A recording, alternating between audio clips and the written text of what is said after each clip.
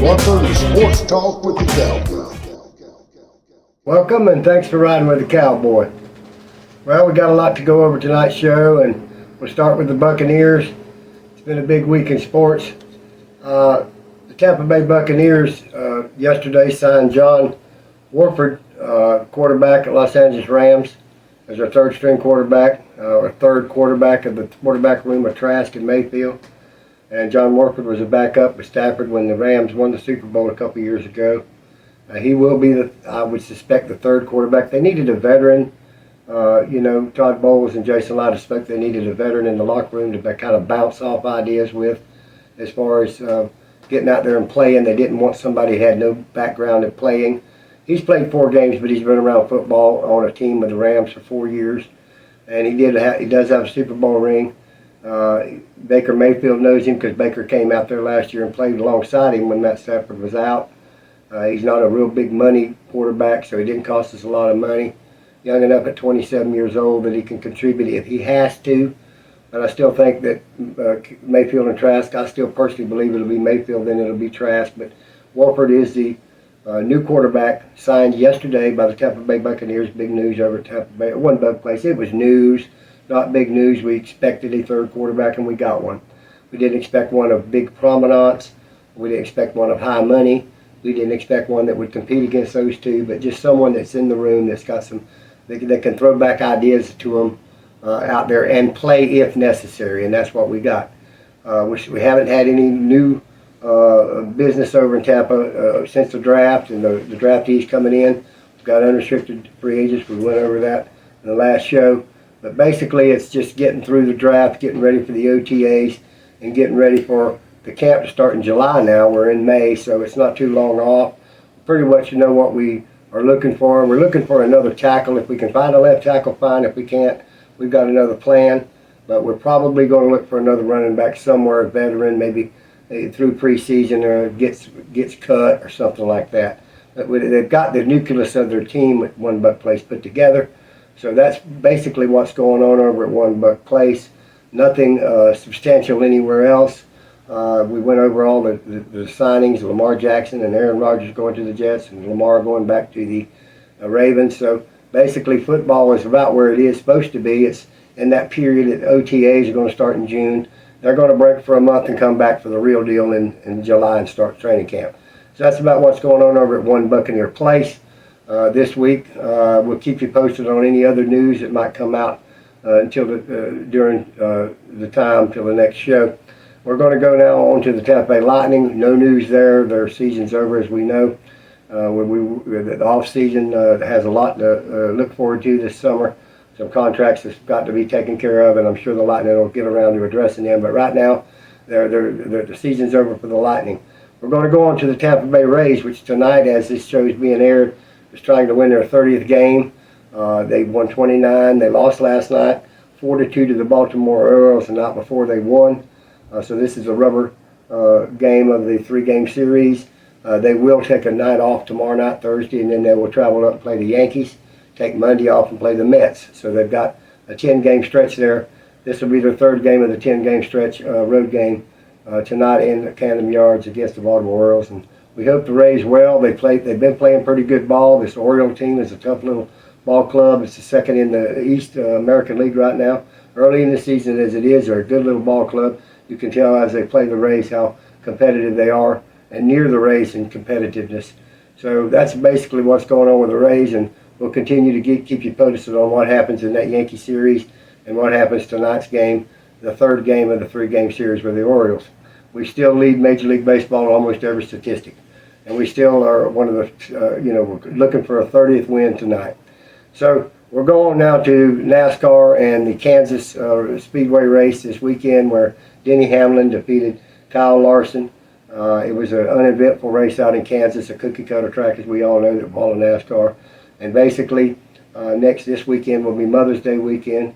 Happy Mother's Day to all you mothers out there. And it's going to be in Darlington, South Carolina, Sunday night, or Sunday afternoon at 3 p.m., which will be a lot more closer bumper-to-bumper, rubbing and racing type of stuff down in Darlington, South Carolina. So we'll be looking forward to watching that and keeping you posted on what happens in NASCAR this week in Darlington.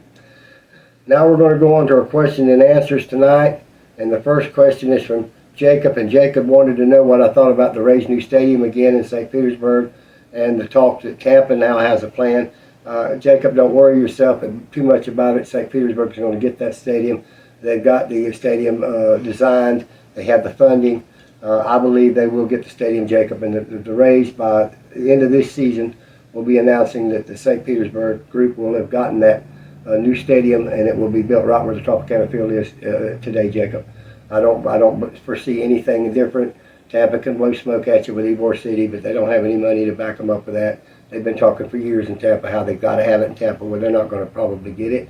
I think St. Petersburg's where it needs to be. It usually takes Jacob about 2.5, 3 years to build a stadium, and in January it'll be 2024, and their lease runs out in 2027. So the time for talking's over, and I think St. Pete Jacob's going to get that stadium, in my opinion. All right, the next question is from Tom, and Tom wanted to know, and Tom's from Tampa. Tom wanted to know what I thought about NFL expanded to another team in Florida. He and Tom from Tampa, he hails from Orlando, and he wanted to know if Orlando possibly could get an NFL team. And Tom, I just don't believe the NFL is going to put another team in Florida. There was already 3 teams, one in Jacksonville, one in Tampa, one in Miami. I can't see Orlando getting that team. Myself personally, Tom, I think that they're going to have an expansion. I think one of them's going to be an international team, probably London, England, and probably maybe somewhere else in the United States. I think we're going to maybe Salt Lake City. I don't know. But I don't believe Orlando will be that sad as it is, Tom. I think 4 would be just too many teams in Florida. There's so many states that doesn't have a team. The international draw, we talked about it last week's show. A lot of people want the NFL to be played there. I think there will be a time when London, England will try to get a team, but I don't see Orlando, and I don't see a 4th team in Florida. But thank you for your question, Tom. God bless you. And the last question is from Joni. And Joni wanted to know what I thought about Baker Mayfield's mindset going into this year. And Joni, I think Baker Mayfield's mindset is to get out there and show everybody he can still play football.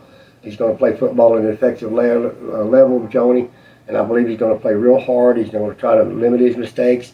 He's going to try to depend on a good running game and some tight ends that can catch the ball. And when he's got a vertical shot at Godwin and Evans and Gage going down the field, he's going to take it.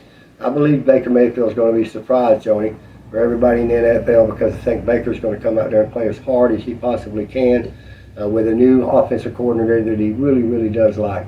And this Warford signing, the 3rd quarterback that he does know, doesn't hurt his chances either to have somebody to bounce stuff off of. So thank you for your question, Joni, and God bless you. DJX, what do you got for me tonight? Well, Cowboy, you know what it is. Let's get right off into it, buddy. All right.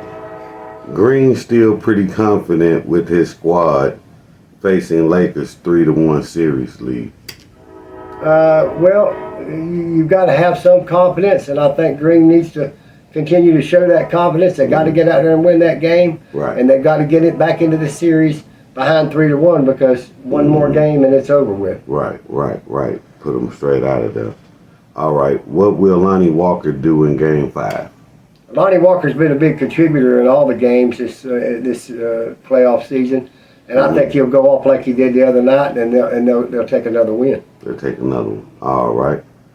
Are Lakers a legit title contender? I think so. If they can beat the Warriors tonight, this is Game 6, by the way.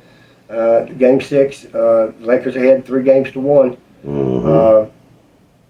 Game 5, Game 5, yeah. And tonight, 5. they can eliminate the Warriors. So the Warriors are going to have to win tonight and then go back up to San Francisco and win. And I think the Lakers are going to try to close it out. And if they close it out and they're in the Western Conference Finals against the Nuggets or the Sun, I think the Lakers can certainly be considered to go all the way. Mm-hmm. And I admire that City of Angels shirt that you got on there, Laker colors. Oh, yes, sir. DJX wearing his Laker colors tonight, and the Lakers are playing up to the billing. Exactly. The last few games they've been out of their minds. Well, that's who I'm going for. That's for sure. All right. Can Warriors stave off elimination in Game 5? No, I do not think they can. I think tonight the Lakers are going to go for the juggler and put them on out of their misery and get on down with it and get a few days to rest and wait on the Nuggets and the Suns to finish up their series. Uh-huh. All right. Let's go to the boards right quick. See what we got. Steelers officially released quarterback Arthur Molly.